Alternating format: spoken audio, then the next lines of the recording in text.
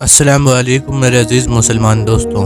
ایک ایسا وقت سوچو جب ایک چھوٹا سا سایہ بھی ڈر پیدا کرتا تھا، جب انسان کی پیدائش اس کی قیمت طے کرتی تھی اور حق کے لیے آواز اٹھانا مطلب سب کچھ داؤ پر لگانا۔ آج ہم بات کریں گے ایک ایسے شخص کی جس کی کہانی نے آج بھی بھارت میں ہنگامہ مچا رکھا ہے۔ یہ کہانی کیوں اتنی کنٹروورشیل ہے؟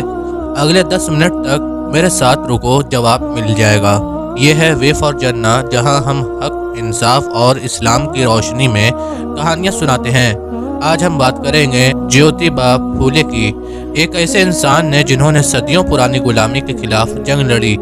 قرآن میں اللہ فرماتا ہے، سورہ النساء آیت نمبر 135 میں، انصاف کے لیے کھڑے رہو، چاہے اپنے خلاف ہی کیوں نہ ہو۔ جیوتیبا کی زندگی اسی کا ایک زندہ ثبوت ہے، لیکن ان کی فلم کیوں بن رہی ہے؟ اتنا بڑا مسئلہ، چلو ان کی کہانی سمجھاتے ہیں۔ سوچو 1800 کا بھارت، خاص کر مہاراشٹر سماج ایک ایسے جاتی پرتھا کے بندھن میں جکڑا ہوا تھا جہاں انسان کا جنم اس کا مقدر لکھ دیتا تھا۔ نیچے جاتی کے لوگ، جنہیں اچھوت کہا جاتا تھا، ان کے لیے زندگی ایک سزا تھی۔ انہیں یہ تک خیال رکھنا پڑتا تھا کہ ان کا سایہ کسی اوپر والے جاتی کے انسان پر نہ پڑے۔ دن کے اس وقت جب سایہ لمبا ہوتا، وہ گھر سے نکلتے ہی نہیں تھے، کیونکہ غلطی سے بھی ان کا سایہ کسی پر پڑ جائے تو موت کو دعوت دینا تھا۔ کمر پر جھاڑو باندھنا پڑتا تھا تاکہ ان کے قدموں کے نشان مٹ جائیں۔ کیا تم ایسی زندگی جی سکتے ہو؟ اسی دنیا میں 11 اپریل 1827 کو پونے میں پیدا ہوئے جیوتیبا پھولے۔ ان کے ابو مالی کا کام کرتے تھے، پھول بیچ کے گھر چلاتے تھے۔ ایز مسلمز ہمیں قرآن سے پتہ ہے کہ اللہ نے سب انسان کو برابر بنایا ہے۔ سورہ الحجرات آیت نمبر 13 کہتی ہے، ہم نے تمہیں قبیلوں میں اسی لیے بنایا تاکہ ایک دوسرے کو جانو۔ لیکن جیوتیبا کے زمانے میں یہ بات بھلائی جا چکی تھی۔ جب جیوتیبا چھوٹے تھے، ایک دن ان کے ابو کے دکان پر کام کرنے والا ایک برہمن لڑکا اپنی شادی میں انہیں انوائٹ کرتا ہے۔ جیوتیبا خوشی خوشی جاتے ہیں، لیکن وہاں ان کا دل ٹوٹ جاتا ہے۔ کسی نے چلایا، یہ نیچ جاتی کا لڑکا یہاں کیوں آیا ہے؟ لوگ غصے میں آ گئے اور انہیں دھکے مار کر نکال دیا۔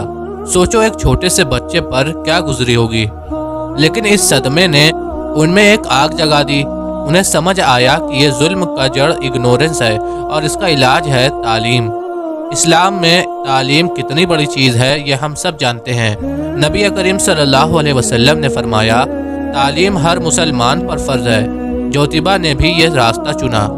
انہوں نے اپنی بیوی ساوتری بائی کو رات میں پڑھایا، دن بھر کام کر کے۔ ان کا سپنا تھا کہ ہر کوئی، چاہے کوئی بھی جاتی کا ہو، تعلیم حاصل کرے۔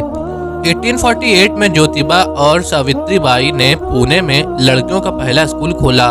اس وقت لڑکیوں کو، خاص کر نیچ جاتی کی لڑکیوں کو پڑھانا گناہ مانا جاتا تھا۔ لوگ اس کے خلاف تھے۔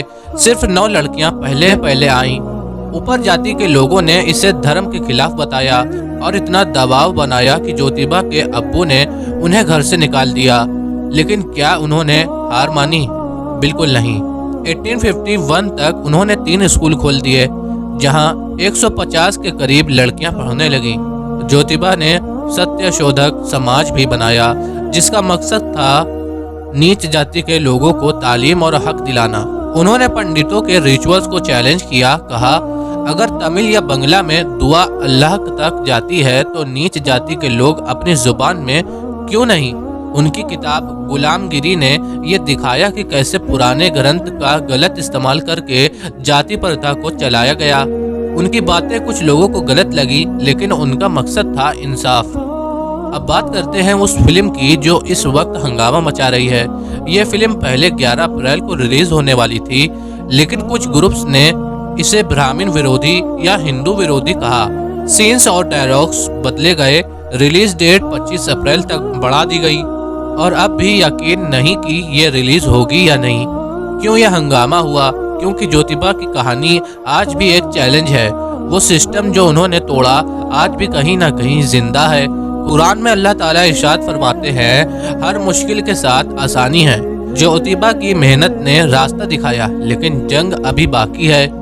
دوستو، جیوتیبا پھولے کی زندگی ہمیں سکھاتی ہے کہ انصاف کے لیے ہمت چاہیے۔ یہ کہانی صرف اتہاس نہیں، ایک چیلنج ہے۔ ہم اپنے کمیونٹی میں ظلم کے خلاف کیسے کھڑے ہو سکتے ہیں؟ کمنٹ باکس میں اپنی رائے ضرور لکھو۔ اگر یہ ویڈیو پسند آیا تو لائک کرو، دوستوں کے ساتھ شیئر کرو اور ویفر جنہ کو سبسکرائب کرنا نہ بھولو۔ اگلی ویڈیو میں ملتے ہیں۔ جزاک اللہ خیر۔ السلام علیکم۔ اللہ حافظ۔